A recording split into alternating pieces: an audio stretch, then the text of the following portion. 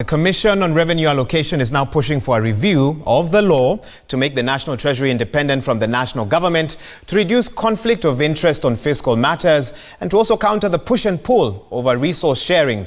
Now, this proposal was presented to the Building Bridges Task Force by Chairperson Dr. Kiringai. And as Chemutai Goin now reports, the Political Parties Committee also called for the institutionalization of political parties to entrench democracy. The county funds dispute found its way to the Building Bridges Task Force meeting. Commission on Revenue Allocation Chairperson Dr. Kiringai saying the law needed to be reviewed to clearly state the mandate of the Commission in setting the shareable revenue. This in reference to the now controversial Division of Revenue Bill.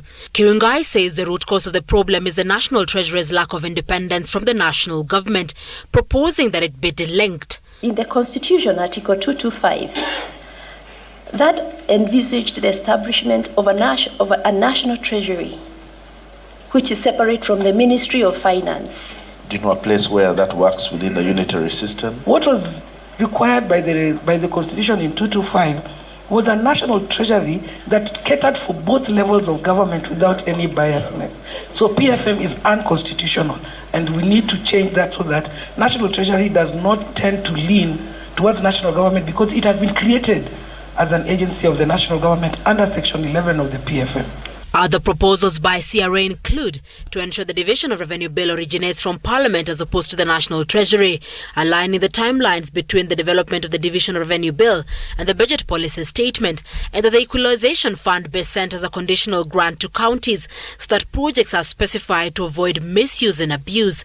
Others who appeared before the task force included the Kenya National Commission on Human Rights, the Political Parties Liaison Committee, the Kenya Women Senators Association, and former Nyeri Senator Chemutai Goin. The issue of a presidential election in Kenya is not sustainable.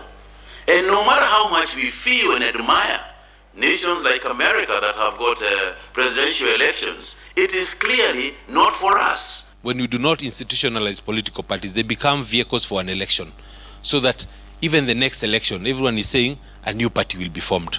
The human rights body, besides proposing a raft of electoral reforms, also called for the defining of the role of the police in securing the election to ensure they don't contribute to the human rights violations. With the sittings of the Building Bridges initiative set to conclude this Friday, many are waiting to see the contents of its final report. Even as it emerges, the referendum is inevitable. Chemutai Goin, Citizen TV, at the KICC building, Nairobi.